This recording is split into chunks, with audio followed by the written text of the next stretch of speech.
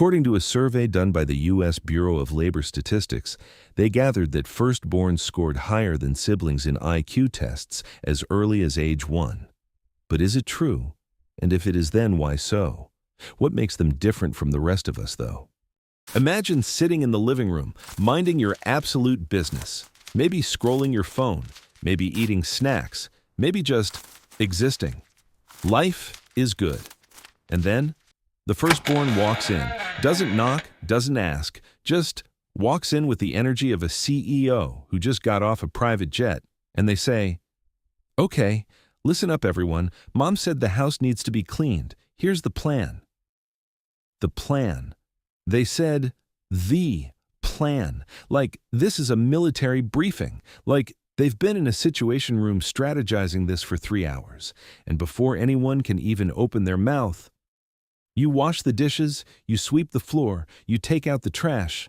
Done, distributed, assigned, no negotiations, no questions, no democracy. And you're sitting there like, when did I sign up to report to you? But here's the wild part. This isn't just your family. This is practically every family on planet Earth. Because firstborns all over the world somehow, mysteriously, end up running the show in the kitchen, in the office, in politics, in the group chat. And today, we're going to find out why. Because psychology has a wild answer. And honestly, it's going to make you look at your firstborn sibling or yourself completely differently. To understand why firstborns become the unofficial bosses of everything, we need to go all the way back, before school, before siblings, before responsibility, to a time that every firstborn remembers, even if they don't remember it, the golden era. For the first months, sometimes years of their life, the firstborn child is literally the center of the universe. And I don't mean that metaphorically, I mean it quite literally. Every single photo in the family album, them, every birthday party, about them, every adult in every room they walk into, immediately obsessed with them. Grandma is telling stories about them to strangers. Dad is making videos of them breathing and sending it to 7 group chats. Mom is analyzing their sleeping patterns like she's writing a dissertation. The firstborn child is basically a celebrity, a CEO, a tiny god. You sneeze, 3 adults panic, you cry. Emergency responders appear from nowhere. You take your first step. Someone's recording, someone's crying, someone's calling relatives. This is what psychologists call the period of undivided parental attention. And it shapes the firstborn's brain in ways they won't even realize until they're adults. Because during this time, the firstborn learns one very specific thing. I am important, and people respond when I act. That sounds sweet, and it is sweet. For now. Because something is coming, something that will absolutely shatter their little world. It happens on a normal day, an ordinary, unremarkable afternoon. The parents walk through the front door. They're smiling, excited actually, and they're carrying something, a bundle, small, wrapped in a blanket, smelling weirdly nice. The firstborn creeps closer, looks at the thing. The thing looks back. And in that moment, the firstborn's entire empire begins to crumble. Because that thing, that tiny, helpless, barely conscious thing, it just stole everything. The attention, the spotlight, the emergency response team, all of it. Gone. Mom is holding the baby. Dad is filming the baby. Grandma flew in from another state for the baby, and the firstborn is just standing there, watching their kingdom be handed over to someone who can't even hold a spoon. Psychologists actually have a name for this moment, the dethronement. And yes, that word is as dramatic as it sounds, because in the emotional brain of a young child, that's exactly what it feels like. One day you were the ruler of the kingdom. The next day, a screaming usurper has taken the throne, and you've been handed a title nobody asked for, the responsible one. Because almost immediately after the baby arrives, the language around the firstborn changes. Suddenly they're hearing things like, "You're the older one. You should know better. You need to set a good example," which, in plain English, translates to, "Congratulations, you have been voluntarily conscripted into a management position. There is no salary, there are no benefits, Please report for duty immediately. And what makes this even more ridiculous, and frankly a bit unfair, is the difference in how mistakes are treated. The younger sibling spills juice all over the floor. "Oh, they're just a baby." The firstborn spills juice. "Why would you do that? You're supposed to be the responsible one." The younger sibling breaks something. "Oh my goodness, come here. Are you okay, my love?" The firstborn breaks something. "Did you not think?" The injustice is real. Every firstborn watching this right now just felt something in their chest, because you've been living with this double standard your entire life, and you don't just accept it, you adapt to it, and that adaptation, that's where the boss behavior is born. Here's what happens next, and this part is genuinely fascinating. The firstborn, faced with a world that suddenly has new demands, does what humans always do when the environment changes. They evolve. They start helping with the younger siblings. They start enforcing the rules. They remind everyone what Mom said, like a tiny, self-appointed family compliance officer. And slowly, without anyone planning it, without anyone asking for it, the firstborn becomes something extraordinary. A mini adult. They speak differently. They carry themselves differently. There's a weight to them, a seriousness. And if you have a firstborn sibling, you know exactly what I'm talking about. Because you've heard the line, you've heard it 100 times. Mom said you can't do that. And when you respond with the obvious comeback, "You're not Mom," they give you that look, the look that says, "You're technically correct, but also, I kind of am." And honestly, in their mind, they feel like they are, because they've been carrying responsibilities that were never really theirs to carry. Psychologists say firstborns consistently develop these traits more strongly than their siblings: responsibility, organization, leadership, perfectionism. But there's one they don't always put on the brochure: control. Because here's the uncomfortable psychological truth. When you grow up being told you're responsible for everything, you eventually start believing things need to be done your way. Not because you're arrogant, but because in your experience, when you handle it, it gets done right. And when someone else handles it, things fall apart, and somehow, it still comes back to you. So the firstborn logic becomes, if I want it done properly, I might as well just do it myself, or at minimum, supervise very closely. And that, my friends, is the origin story of every firstborn who has ever made a group chat for a family trip, assigned everybody tasks, and then redone half of them anyway. Now, let's get into the real psychology. The stuff that actually explains everything. Psychologists have a term for what firstborns develop over time. It's called responsibility anxiety. And it's not a weakness, it's not a flaw. It is literally their brain doing what brains do, adapting to the environment they grew up in. Imagine growing up in a household where the constant message directed at you is, you're the example, you're the responsible one, you're the leader, every single day. From adults you love and trust. That message doesn't stay outside of you. It moves in, it unpacks its bags, it becomes part of your identity. And once that happens, something shifts.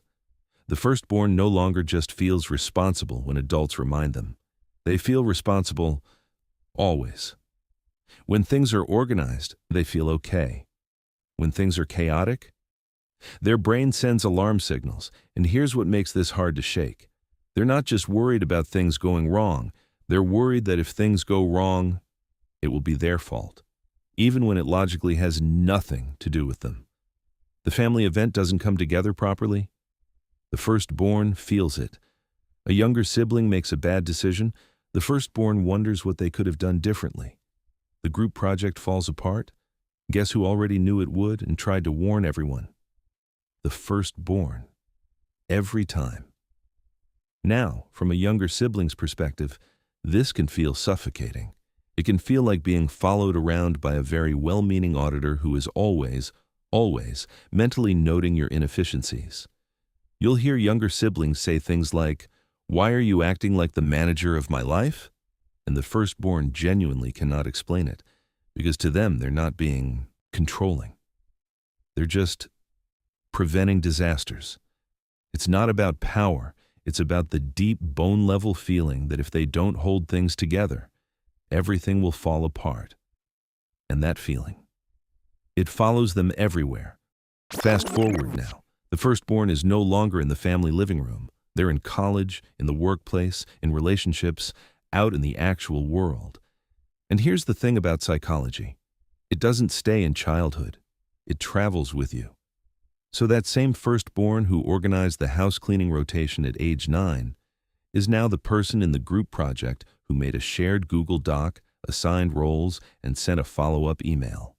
The one who planned the group trip, booked the accommodation, made a schedule, and sent everyone a reminder the night before. The one who, in meetings, cannot sit quietly while someone proposes what they can clearly see is a very inefficient plan. That's not the most efficient way to do it, or, let me show you how this is supposed to be done, which sounds helpful, and often is helpful, but occasionally feels like you've been assigned a personal life coach who you didn't hire. But here's where the data gets interesting, because this isn't just about family dynamics and slightly intense siblings. Studies on birth order and career outcomes have found something remarkable. Firstborns are disproportionately represented among CEOs, politicians, astronauts, presidents. A study looking at U.S. presidents found that a striking percentage were firstborns. Similar patterns appear in Fortune 500 leadership, Supreme Court justices, and Nobel Prize winners. Why? Because those traits that made them slightly exhausting as siblings? In the professional world, those exact traits are called leadership qualities, discipline, initiative, responsibility, high standards. The firstborn was practicing these skills before their classmates even knew responsibility was a thing. They were managing people while still figuring out how to manage homework. They were solving problems before they were old enough to drive. And all of that experience, it compounds. It builds confidence. It builds competence. It builds a person who, when things fall apart, doesn't panic. They organize. Because they've been doing it since they were 5.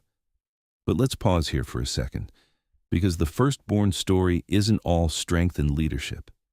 There's a side of this that doesn't make it into the highlight reel, because the same environment that built their strength also built something else: pressure. Firstborns often grow up carrying a weight that nobody formally gave them. They were never handed a contract that said, "You are responsible for this family." It just became true, through repetition, through expectation, through being the first, and so many firstborns grow up with this quiet, persistent feeling that they cannot afford to fail, that they always have to be the one who has it together, that their value is tied to being the capable one. And that is genuinely heavy. Perfectionism in firstborns isn't always confidence. Sometimes it's fear. Fear that if they're not perfect, not responsible, not the leader, they'll lose the one identity they were raised to own. So if you're a younger sibling watching this, the next time your firstborn sibling tries to organize your life, maybe give them a little grace. Or not. They probably didn't ask for grace. They asked for compliance.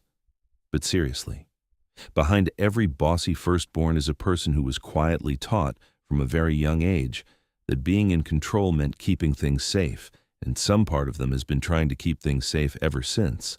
So here's the summary. Firstborns start life as the center of the universe.